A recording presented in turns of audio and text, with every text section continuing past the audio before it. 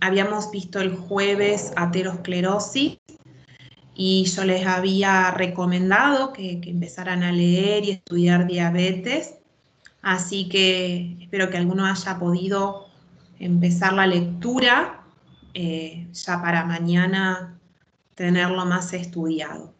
Hoy vamos a dar los conceptos generales, vamos a hablar un poco la etiología de esta enfermedad metabólica, que también es una enfermedad endocrina, así que vamos a comenzar. Para mañana entonces el práctico vamos a ver aterosclerosis y diabetes.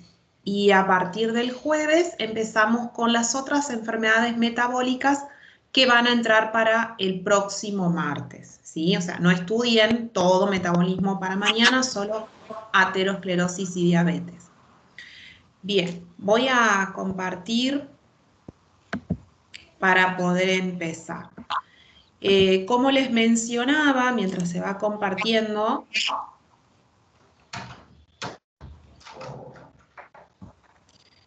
voy a compartir así.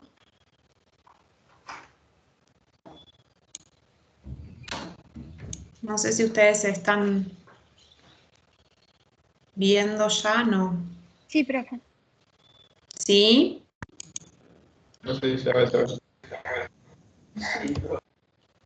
No, profe, algunos no vemos. No ven todavía, no se hace, pero si todos ven es que yo lo compartí bien, capaz que tendremos que esperar que lo terminen de cargar. Se ve, profe. Ok. Bueno, les quería ir mencionando que dentro de los trastornos metabólicos hoy vamos a ver una enfermedad metabólica donde en realidad está alterado el metabolismo de los hidratos de carbono, de las grasas y de las proteínas, como consecuencia de una alteración en la secreción o en la función de la insulina. Esto genera como consecuencias un trastorno en el metabolismo del hidrato de carbono con la consiguiente hiperglucemia. Lo que caracteriza a la diabetes entonces es la hiperglucemia. La diabetes mellitus, como definición, es un grupo de trastornos. Fíjense que no estamos hablando de una enfermedad, sino de un grupo de trastornos o de enfermedades, que la característica común es la hiperglucemia. Pero tengan en cuenta que, como les digo, no solamente está alterado el metabolismo del hidrato de carbono, sino también de proteínas y de grasas. Esta hiperglucemia en la diabetes es debido a un defecto en la secreción de la insulina o en la acción de la insulina. Ya vamos a ir por qué. Y además es muy importante tener en cuenta que la hiperglucemia crónica, la glucemia elevada en sangre por mucho tiempo, genera lesiones secundarias en múltiples órganos, generando alteraciones renales, oculares, a nivel de la retina, en los nervios periféricos, tanto sensitivos motores como autonómicos, y en las paredes de los vasos sanguíneos de todo el cuerpo. Se basa el diagnóstico de diabetes mellitus teniendo en cuenta los estados de la glucemia en sangre. No sé si alguien habló, si alguien... quería preguntar también si alguien está grabando, si se inició la grabación. Sí, profe, yo estoy grabando. Muy bien, gracias. El diagnóstico entonces para la diabetes se hace teniendo en cuenta los valores de la glucemia en sangre. Se puede medir la glucemia en diferentes oportunidades, dependiendo si tomamos una glucosa ocasional en cualquier momento del día sin tener en cuenta el ayuno de 8 horas, con una glucemia mayor de 200 miligramos por decilitro, podemos estar frente a una hiperglucemia asociada a diabetes mellitus. Una glucosa en ayunas con 8 horas de ayuna mayor a 126 miligramos por decilitro, también es diagnóstica de diabetes mellitus. También se utiliza un test de tolerancia oral a la glucosa que requiere el dosaje de glucemia luego de una carga oral, de administración oral, de un líquido rico en glucosa.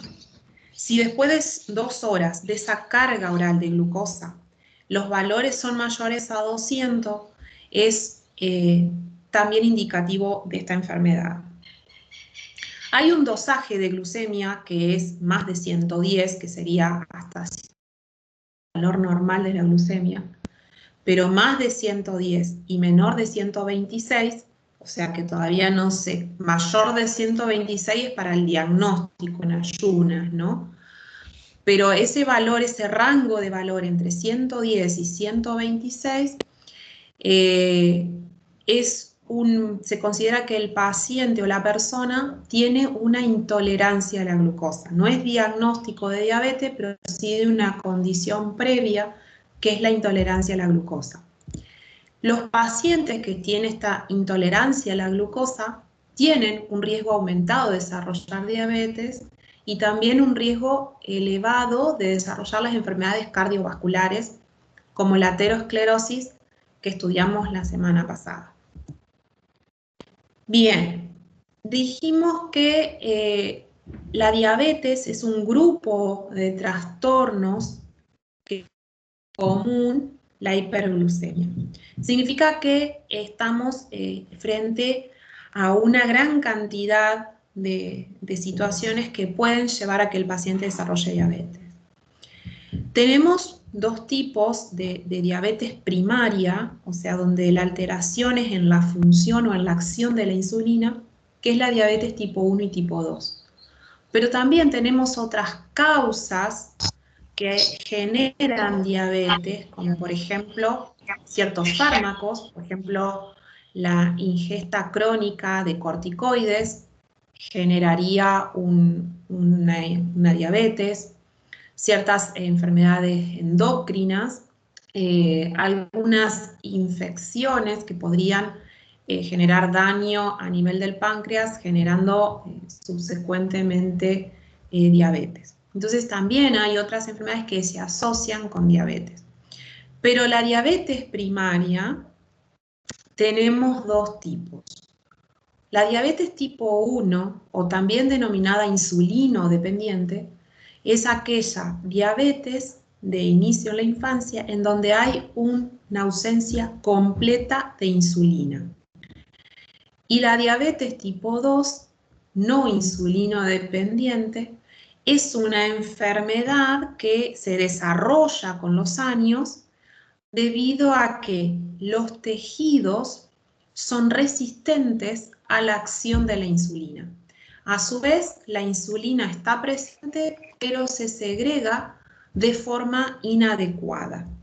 Entonces, tenemos 2 grandes tipos de diabetes primaria, que son las que vamos a estudiar hoy.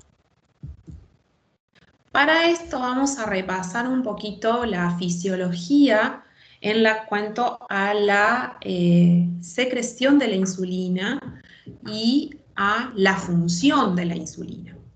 La insulina es una hormona que la secretan las células beta de los islotes pancreáticos, o sea, la célula beta está dentro del páncreas endocrino. Recuerden que el páncreas tiene doble función, una función de páncreas exócrino, que a través de producir ciertas enzimas favorecen la digestión. Es exócrino porque la secreción no se libera a la sangre, sino que se libera por conductos hacia la luz del intestino, del duodeno. Ese sería el páncreas exócrino. El páncreas endocrino está formado por los islotes de Langerhans. Estos islotes están formados por varios tipos de células alfas y betas. La célula beta, que es la que estaríamos viendo en esta imagen, es una célula presente entonces dentro o formando el páncreas endocrino, que la liberación de estas hormonas endocrinas tiene su liberación hacia la sangre, para diferenciar la función del páncreas exócrino del endocrino. Entonces, ¿cómo funcionaría o cómo se sintetizaría o secretaría la insulina a través de las células betas del páncreas? La célula beta del páncreas es estimulada directamente por la glucosa. A través de la ingesta de alimentos, la glucosa ingresa a la célula beta del páncreas por un transportador, como los ven ustedes ahí en la imagen. Es un transportador denominado GLUT2. Hay diferentes tipos de transportadores de glucosa, GLUT1, 2, 3 y 4. En especial la célula beta del páncreas tiene el transportador GLUT2, que esto es como un canal que permite el pasaje de la glucosa hacia el interior de la célula beta del páncreas. Imaginar, en este sentido, la glucosa ingresaría a través de este transportador que es independiente de la insulina.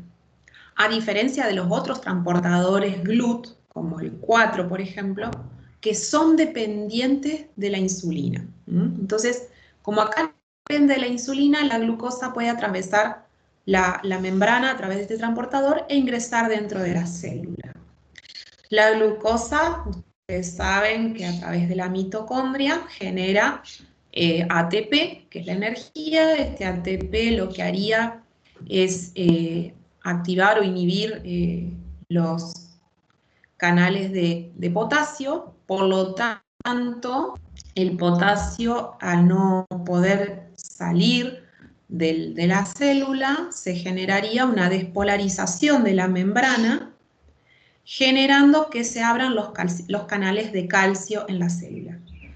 La entrada del calcio adentro de la célula beta generaría que la insulina, que está en glóbulos preformada, pueda salir de la célula.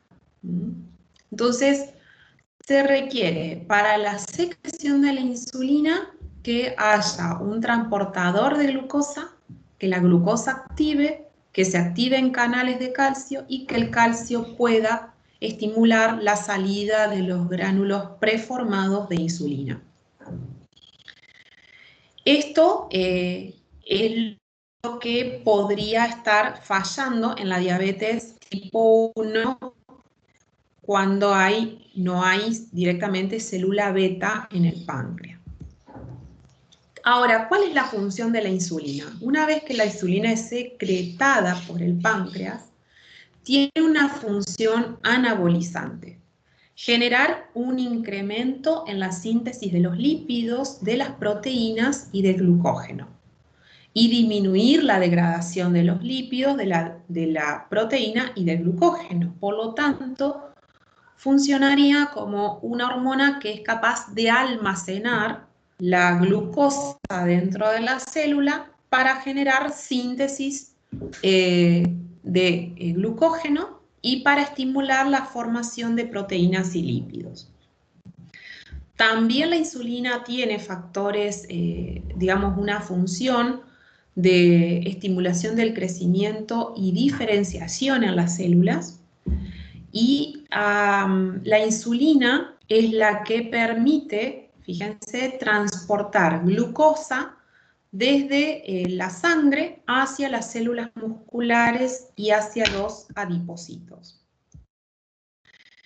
Entonces, en este esquema podemos resumir cómo la insulina tiene acción tanto a nivel del tejido adiposo, de los músculos y del hígado.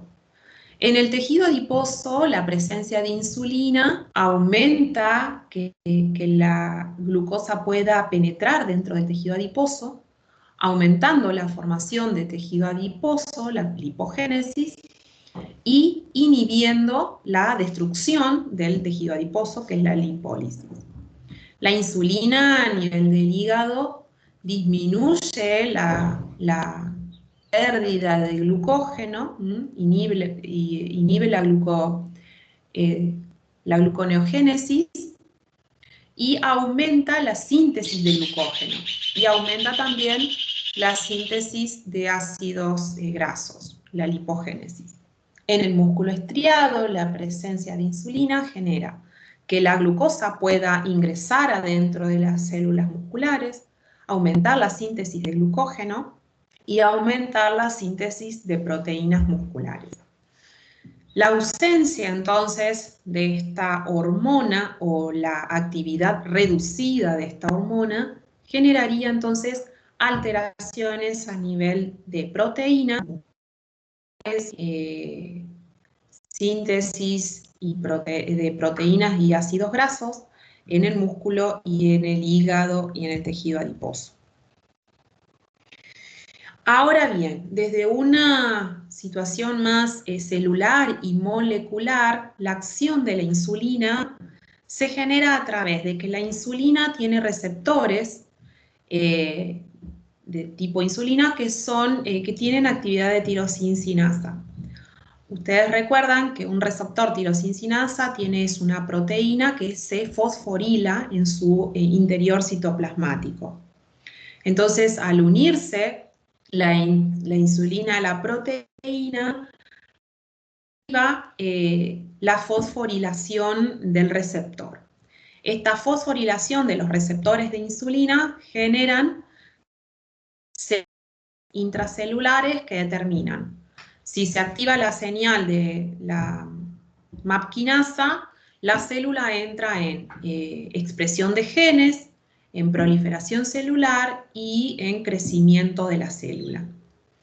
A nivel de la vía de PI3K, de la señalización de PI3K, se aumenta dentro de la célula la síntesis de lípidos, de glucógeno y de proteínas. También a través de esta vía la célula va a una supervivencia y proliferación.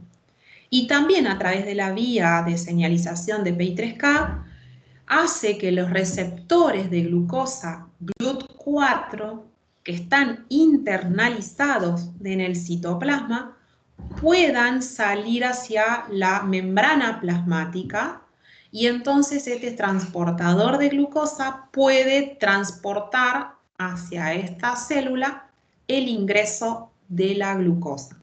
Fíjense qué importante, si esta célula es una célula muscular, por ejemplo, la señal de la insulina no solamente hace que el músculo aumente de tamaño, sino que el músculo pueda sintetizar glucógeno y a su vez que el músculo pueda transportar desde el interior del citoplasma hacia la membrana el transportador para que la glucosa pueda ingresar.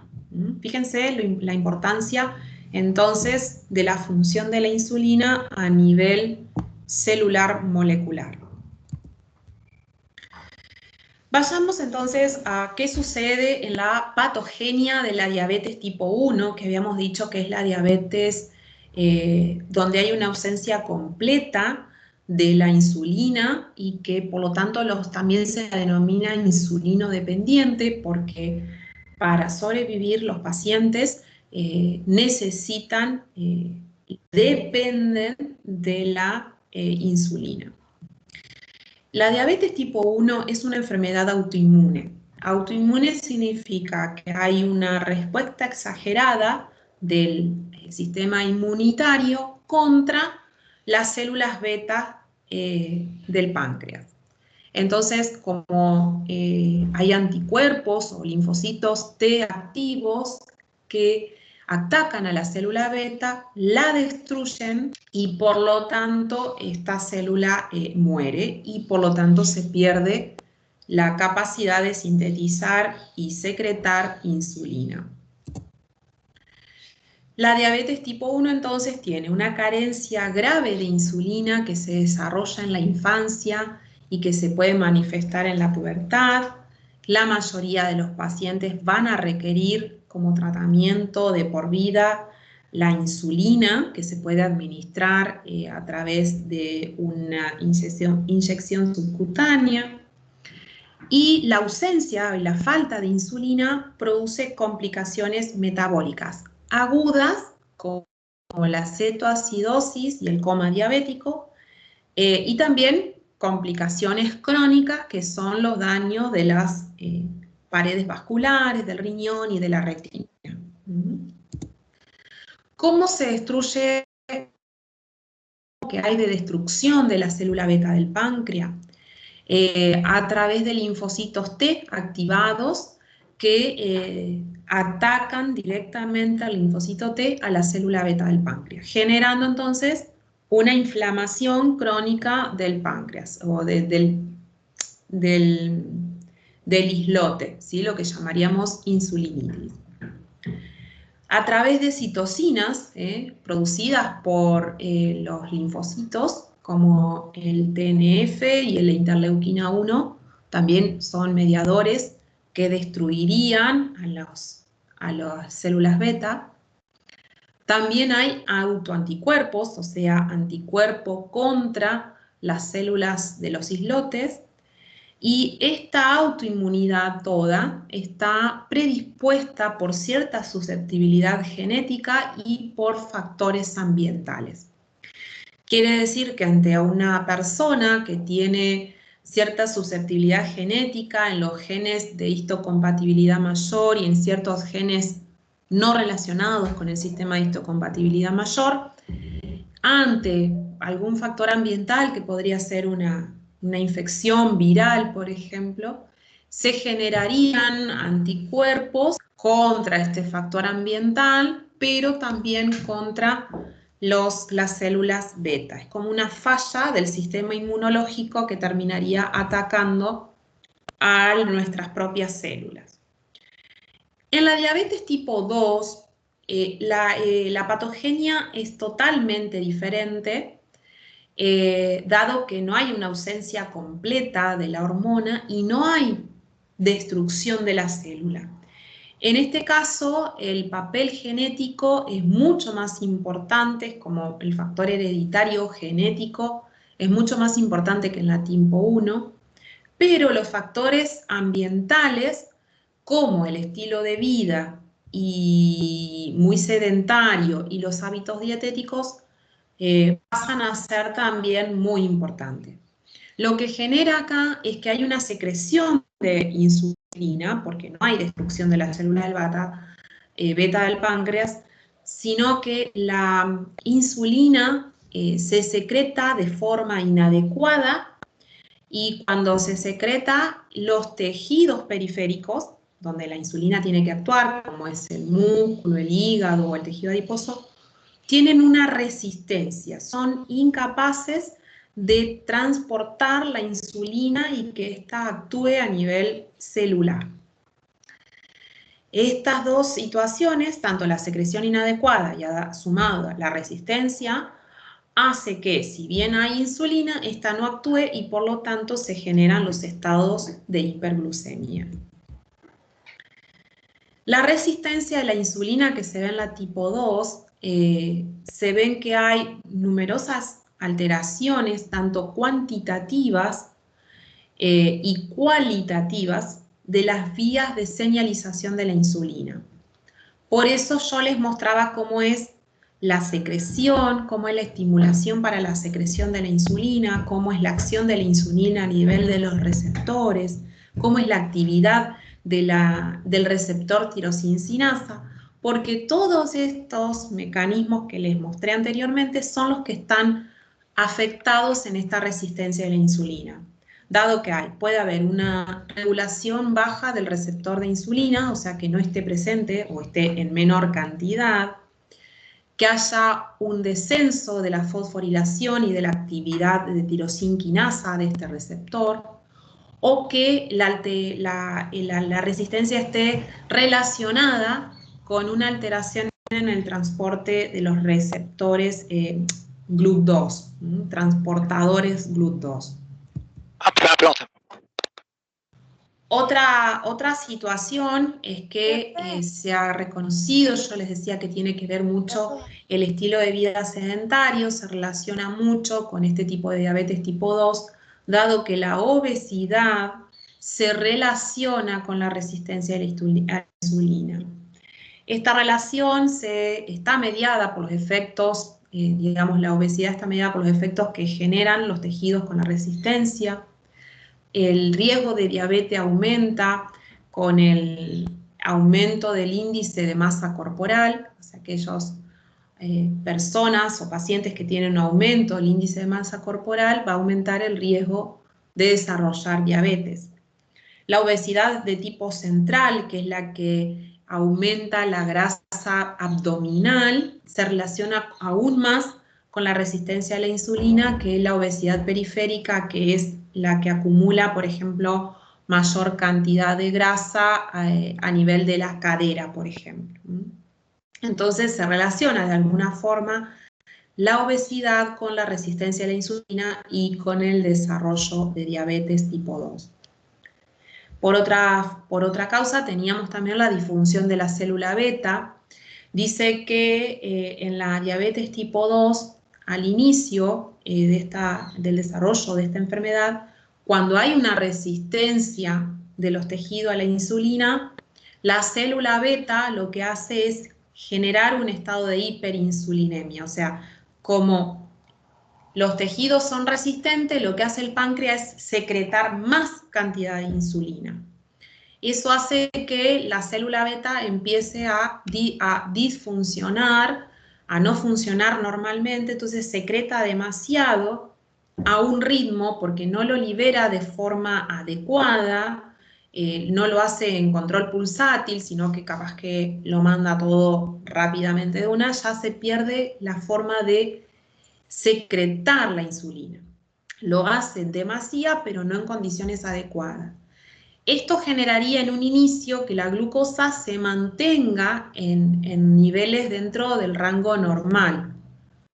Pero a la larga, que esta como adaptación que hace el páncreas, finalmente se descompensa y ya, si al principio genera hiperinsulinemia, posteriormente ya no puede generar tanta cantidad de insulina y empieza a disminuir los niveles de la insulina. Esa sería como la secreción inadecuada. De repente secreta mucho y después no puede compensar más y secreta en menor cantidad. Hace como un desgaste de la célula beta.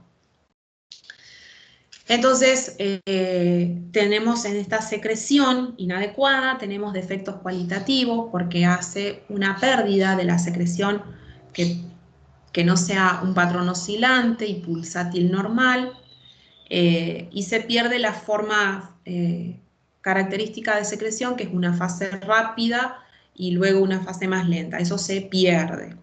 Y en cuanto a lo cuantitativo, es porque termina generando un agotamiento de la célula beta con una menor cantidad de células beta, con una degeneración de los islotes y que terminan obliterando todo el islote por el depósito de proteínas anómalas denominada amiloide. En definitiva, las complicaciones que aparecen son debidas no a la falta de insulina. Las complicaciones se deben al estado del trastorno del metabolismo de las grasas y del hidrato de carbono, como es la glucosa. Esto genera grandes cantidades de hiperglucemia en sangre, que son la responsable de generar complicaciones a nivel vascular. Así como mencionábamos la semana pasada con el trastorno del metabolismo del colesterol, por ejemplo, cuando el colesterol no puede metabolizarse, como por ejemplo en el caso de la hipercolesterolemia familiar, que no puede metabolizarse, se aumenta porque no puede ir por el sitio de donde debería metabolizarse y, digamos, como la célula no reconoce que esté presente porque no puede ingresar a la célula fabrica más, entonces aumenta en sangre, se empieza a acumular.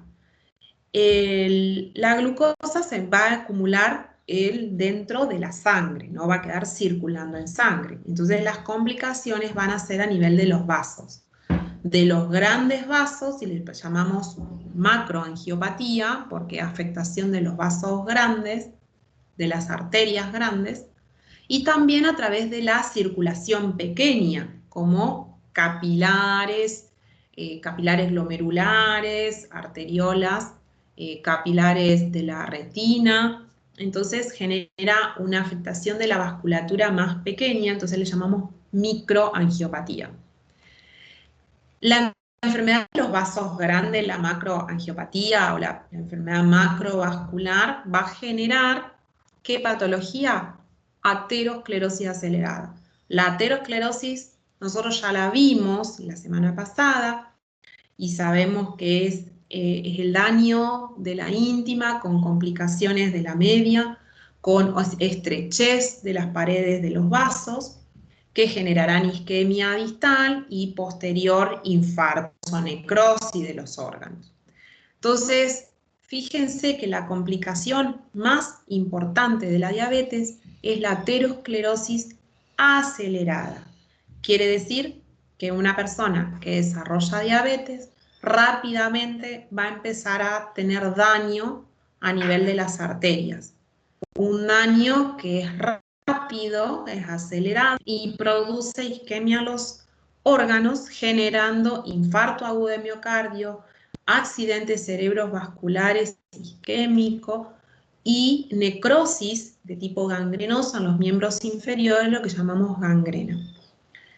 La microangiopatía, la alteración de los pequeños vasos, va a ser la responsable de generar enfermedades de la retina, llamado retinopatía, o patología de la retina, generando como complicación la ceguera, nefropatía, complicaciones tanto de los vasos glomerulares como de los arteriolas aferentes y eferentes, generando una insuficiencia renal crónica, deja de funcionar adecuadamente el riñón.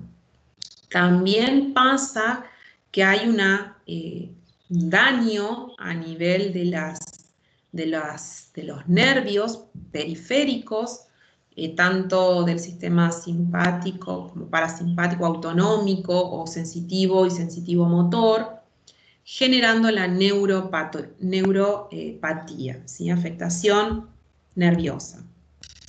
Profe, ¿Cómo? Sí, ¿quién me habla? Lo escucho muy bajito.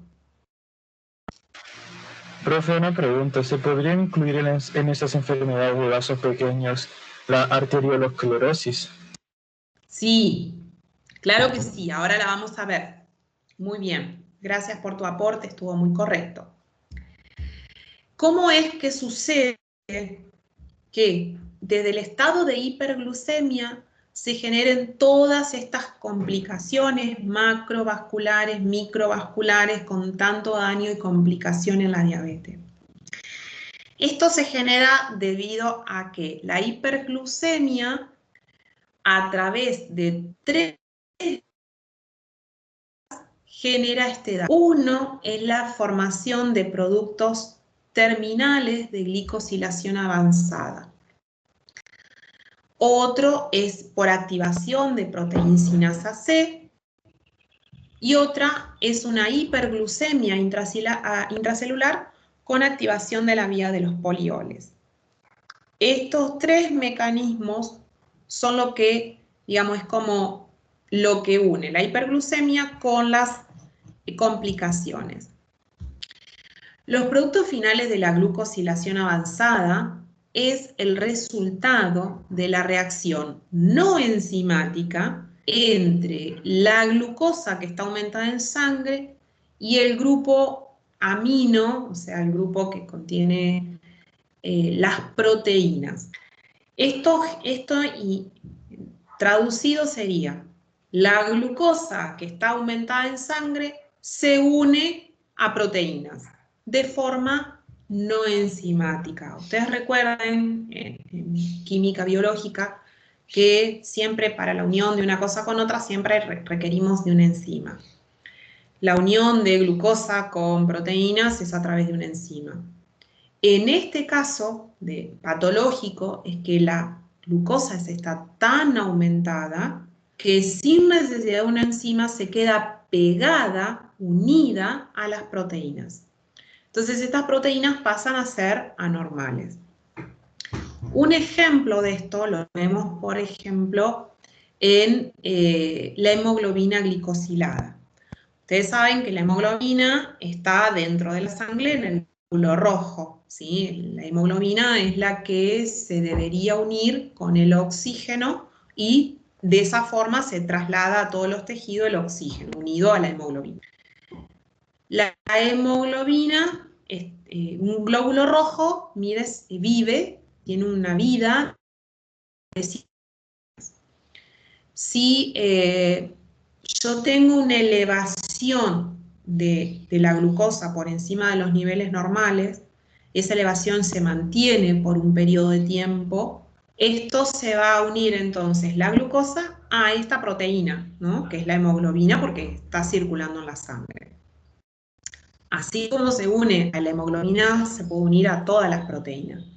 Pero ¿de qué me sirve a mí? Me sirve si yo puedo medir la hemoglobina glicosilada, puedo, digamos, tener como un rango de días para medir hacia atrás cómo estuvo la glucosa en un paciente durante 120 días atrás, ¿sí? Porque la hemoglobina queda pegada al grupo hemo de la hemoglobina. Al grupo hemo no, a la hemoglobina en general. Bien, ahora, ¿qué encontramos nosotros? ¿Qué hallazgos, qué cambios hay en el organismo por esta enfermedad? Los hallazgos los vamos a encontrar en el órgano de origen de la insulina, que vamos a encontrar algunas cosas de qué daño hay en el páncreas, por lo cual no está funcionando, y a su vez vamos a ver cómo son los cambios morfológicos que vemos en las complicaciones. Habíamos dicho que las complicaciones ocurren a nivel macrovascular y microvascular. Entonces, vamos a encontrar las complicaciones en las arterias, en las membranas basales, en los vasos pequeños, en la retina, en los riñones y en los nervios.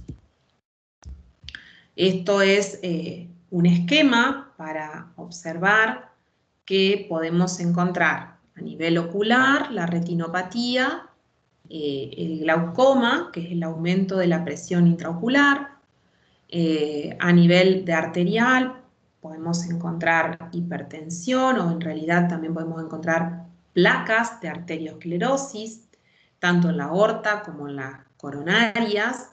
Esto llevaría a un infarto de miocardio. A nivel del páncreas podemos encontrar las alteraciones como la insulinitis, que podríamos ver que es los linfocitos o agregados de linfocitos que son los que destruyen a la célula beta. Podemos ver entonces la insulinitis o podemos ver el depósito de amiloide en la tipo 2. A nivel de los riñones podemos encontrar nefroesclerosis, que incluye aglomeruloesclerosis, arteriolosclerosis, pielonefritis y necrosis papilar del riñón. A nivel de vejiga podemos encontrar una neuropatía autonómica debido a falta de estimulación de los nervios autonómicos a la vejiga. También a nivel de las manos, una neuropatía periférica, sensitiva o sensitiva motora. A nivel de los miembros inferiores vamos a encontrar una aterosclerosis vascular con oclusión de las arterias, con necrosis gangrenosa, que determina al pie diabético. A nivel del cerebro podemos encontrar la microangiopatía o los accidentes cerebrovasculares, los infartos relacionados con la aterosclerosis. Sí, alguien me quería preguntar algo. Le quería preguntar si lo de la nefropatía, o sea, en el pie tenía que ver con la isquemia distal. ¿La isquemia por qué sería? ¿Por el tema de las placas de ateroma, dijo? Sí, la isquemia es por la aterosclerosis a nivel de los vasos. ¿Sí? Ahí está. Bueno, los hallazgos en el páncreas, entonces observen la imagen que tenemos. Tenemos un páncreas, lo que más denota en la periferia de la imagen es el páncreas exócrino, donde vemos los acinos normales, y en el centro de la microfotografía observamos un islote con algunas células todavía presentes del islote que se ven pequeñas y rosadas, pero lo que más llama la atención en este islote es el aumento de linfocitos, una presencia de un infiltrado inflamatorio que son linfocitos. Eso es entonces la infiltración del islote por linfocitos T, que esto se observa sobre todo en la diabetes tipo 1, generando la insulinitis, y si recorriéramos todo el páncreas, vamos a ver que están disminuido el número de islotes. Otra condición que podemos encontrar a nivel del páncreas es que, si bien en esta microfotografía vemos el páncreas exócrino representado por acinos que están en la periferia de la microfotografía, en el centro de la foto vemos donde tendría que haber un islote, un depósito de una proteína que, bueno, la foto no permite ver muy bien, pero que es de color hialino, rosada, que representa el amiloide. Este hallazgo de amiloide en el páncreas es más característico de la diabetes tipo 2. Luego, en la morfología de las complicaciones, vamos a encontrarnos con la macroangiopatía diabética, donde recordamos que lo más importante es la aterosclerosis, que nos va a generar placas de ateromas dispersas por toda la circulación arterial, que van a afectar las coronarias, la aorta, la carótida, las arterias popliteas, las arterias femorales, en cualquier nivel, las arterias renales inclusive, van a generar placas de ateromas que ocluyen parcialmente la luz o lo obliteran completamente, generando isquemia en los órganos distales. Entonces, debido a esto, lo que nosotros podemos observar, también otros hallazgos, podemos encontrar infartos agudos de miocardio, que es la necrosis del músculo cardíaco, y recuerden que este infarto agudo de miocardio, ay, tengo que enchufar la compu, denme un segundito porque me voy a quedar sin batería. Creo que ahí ahora sí estamos. Ajá. Bien, el infarto agudo de miocardio es la principal causa de muerte de los pacientes con diabetes. Otra situación a la que lleva la aterosclerosis avanzada es la gangrena de los miembros inferiores. Una situación que es muy habitual es que, debido a la poca circulación que quedan por las arterias que están ocluidas por la aterosclerosis, el riego sanguíneo en los miembros inferiores queda disminuido. Se suma que a las pequeñas lastimaduras o quemaduras que puedan tener estos pacientes a nivel de los miembros inferiores, la no curación de las heridas. Recuerden que para la curación de las heridas era un factor muy importante en la no curación de heridas, por ejemplo, la diabetes o la aterosclerosis. Entonces, pequeñas lesiones a nivel de la piel de los miembros inferiores en estos pacientes generan que estas lastimaduras o lesiones no se recuperen rápidamente, se infecten, generando zonas infecciosas, y la oclusión va a determinar entonces un tipo de necrosis sobreinfectada, que es la necrosis gangrenosa.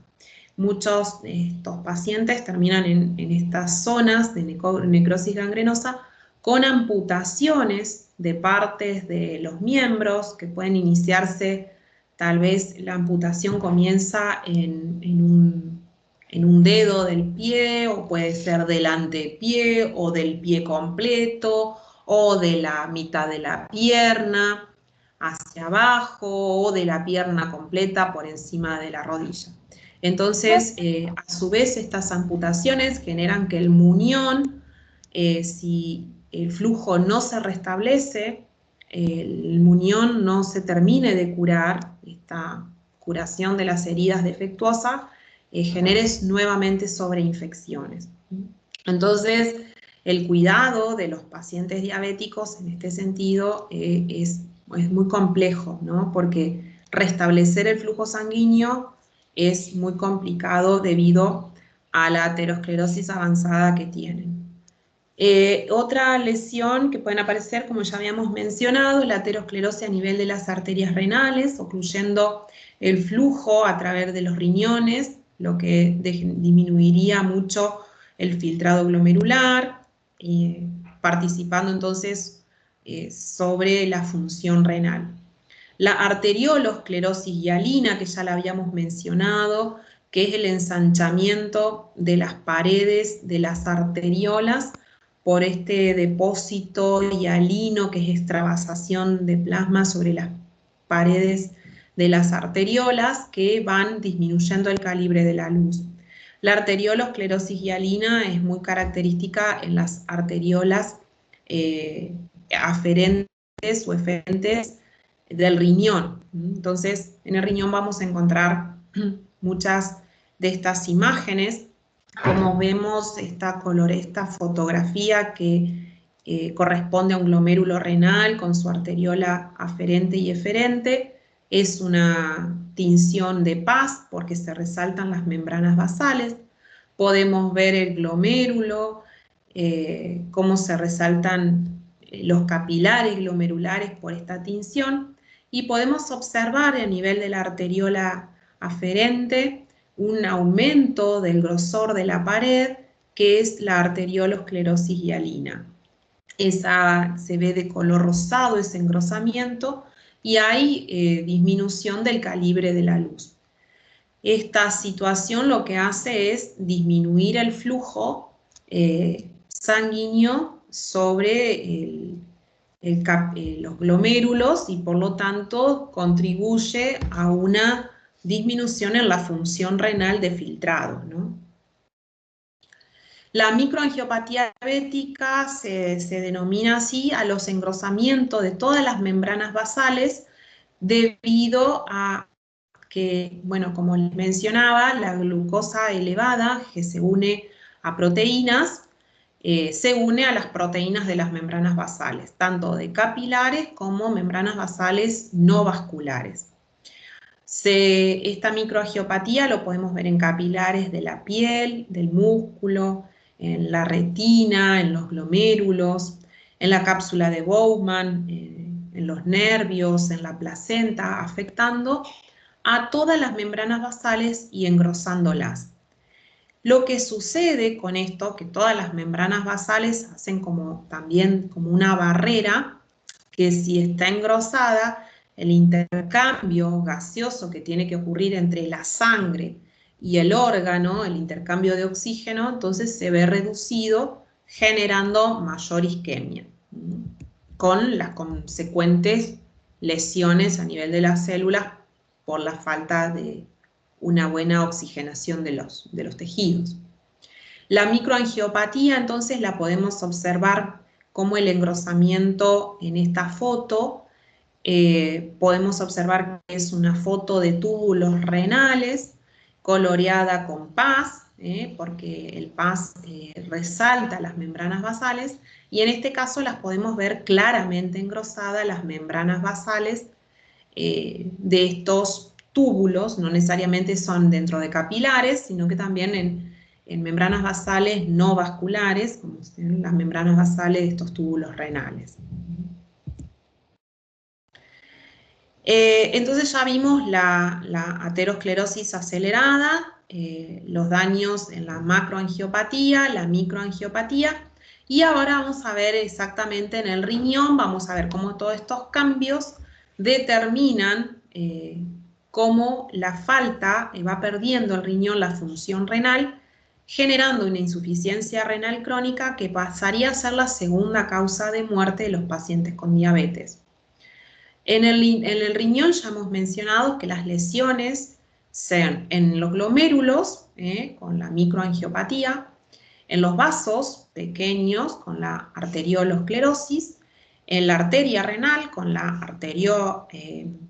aterosclerosis y a nivel del parénquima renal que pueden encontrarse pielonefritis, que es la infección o inflamación del parénquima renal, asociado con focos de necrosis focales, que lo llamamos papilitis necrotizante. Entonces vamos a repasar a nivel del glomérulo las lesiones características y que es tan característica este tipo de microangiopatía que ocurre a nivel del glomérulo que se la denomina glomeruloesclerosis nodular o lesión de Kimmel-Wilson, que es muy patognomónica de la diabetes. Lo que vamos a encontrar es una esclerosis o un ensanchamiento del mesangio que es difuso, y fíjense en la microfotografía cómo ese ensanchamiento del mesangio va determinando nódulos, por eso es nodular. En la coloración que están viendo se resalta aún más porque es una coloración de paz, y también se ve un ensanchamiento, engrosamiento de las membranas basales de los capilares glomerulares. A nivel de los vasos, ya mencionamos en el riñón la aterosclerosis de la arteria renal y la arteriolosclerosis hialina de la arteriola aferente. Y también a nivel del parénquima renal se pueden encontrar focos de necrosis, denominados papilitis necrotizante, focos de inflamación que van generando una arquitectura como cicatrizal del parénquima, por lo tanto, fíjense en la superficie cómo va teniendo más lobulaciones el parénquima, cómo la superficie es micronodular, irregular, y hay foquitos de necrosis que en la foto no se ve muy claramente, pero cuando hace necrosis lo hace en forma de como si fueran pirámides, ¿no? Con la base hacia la corteza, y por eso se denomina así, como que se infartara o se necrosara una papila renal. En cuanto a la neuropatía diabética, habíamos dicho que la afectación de los nervios puede ser a nivel de los nervios sensitivos, sensitivo-motores, también autonómicos.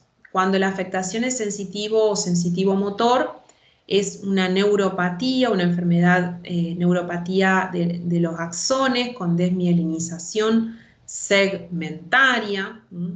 Se ve que hay pérdida de las fibras mielínicas, tanto grandes y pequeñas.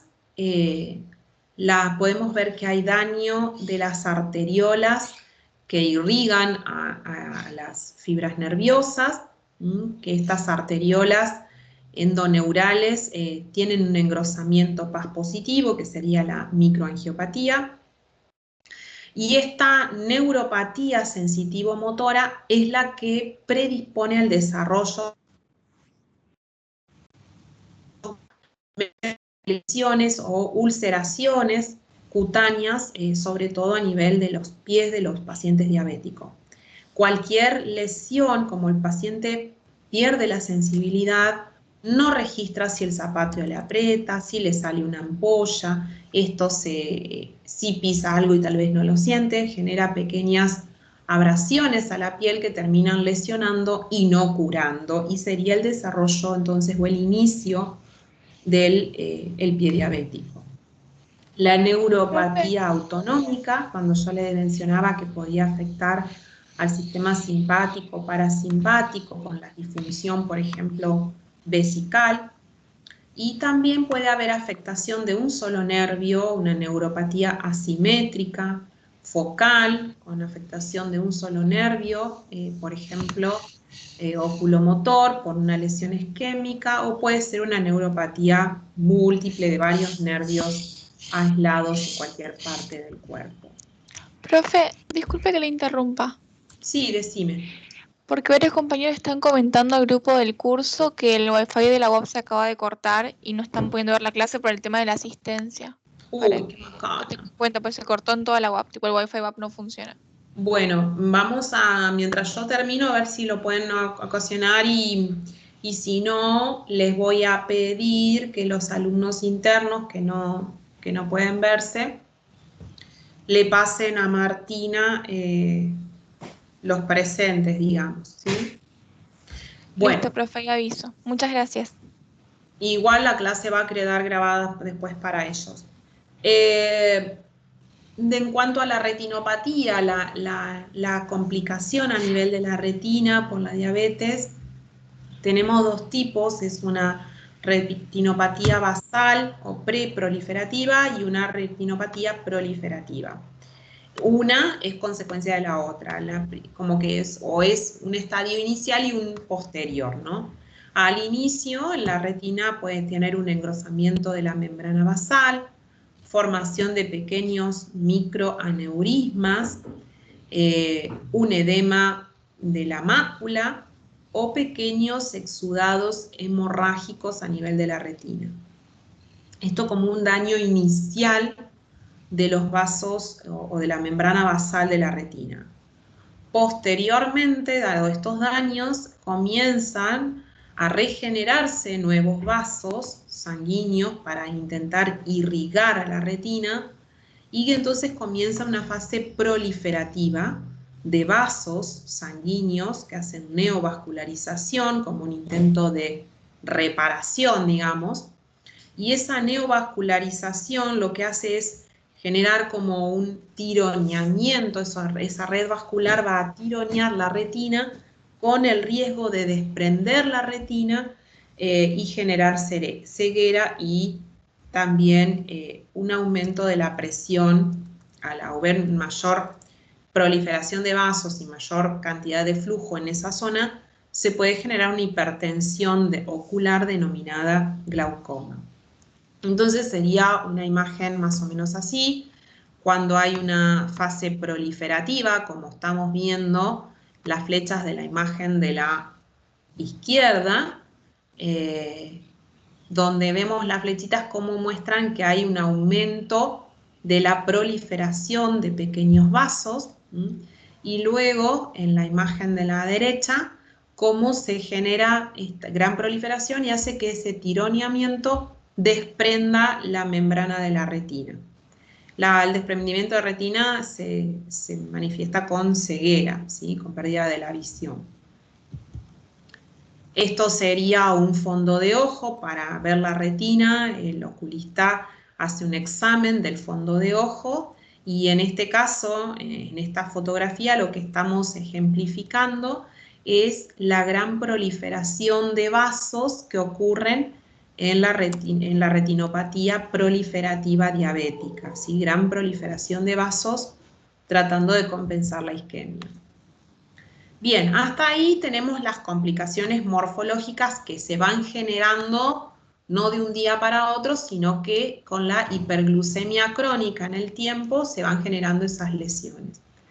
Ahora, el metabolismo o los síntomas iniciales de la enfermedad tienen que ver con el metabolismo del día debido a la no incorporación de la glucosa en los tejidos.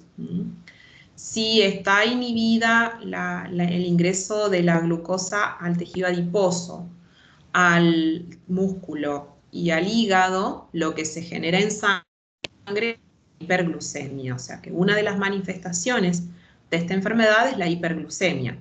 Pero muchas veces la hiperglucemia es asintomática, no genera ningún síntoma en el paciente. La otra situación que sí puede generar síntomas es que la hiperglucemia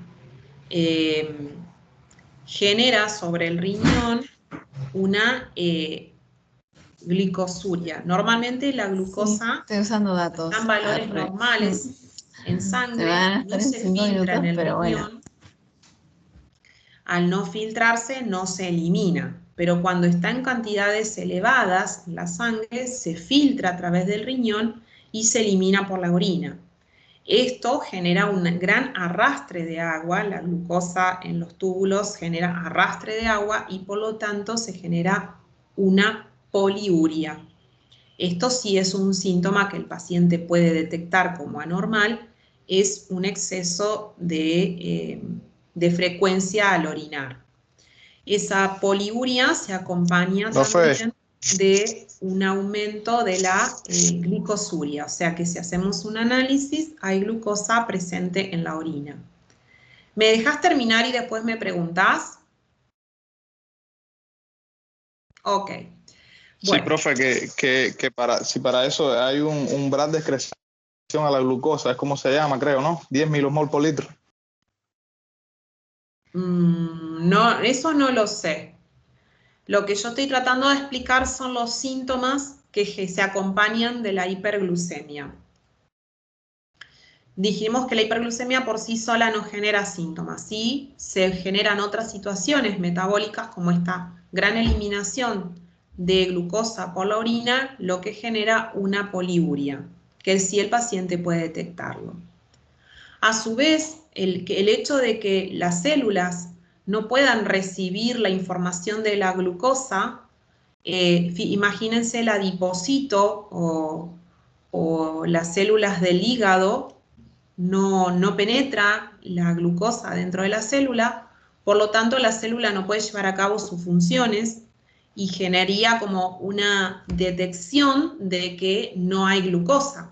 Entonces, el mismo organismo comienza la síntesis de glucosa, ¿sí? A través del catabolismo empieza a destruir ácidos grasos y empieza a destruir proteínas para generar alguna fuente de energía, y eso se llama cetogénesis. Generar cuerpos cetónicos a través de la hidrolización o lipólisis o la destrucción del tejido adiposo o de los ácidos grasos, se generan cuerpos cetónicos que vendrían a ser como una fuente de energía para suplir la falta de glucosa dentro de la célula.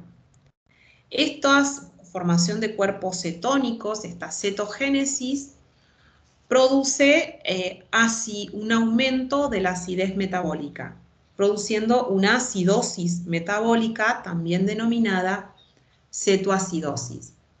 La cetoacidosis puede generar, cuando es muy elevada, un coma diabético, y esta también puede ser la manifestación inicial de una diabetes.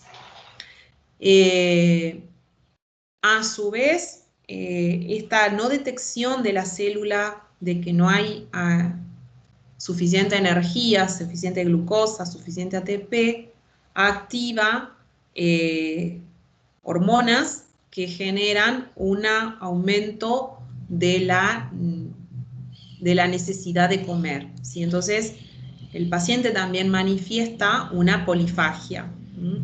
Entonces, podemos decir que los síntomas iniciales que puede tener un paciente con diabetes es la hiperglucemia, que no da síntomas, es la polidipsia, porque como pierde grandes volúmenes de agua va a tener sed, la poliuria y la polifagia.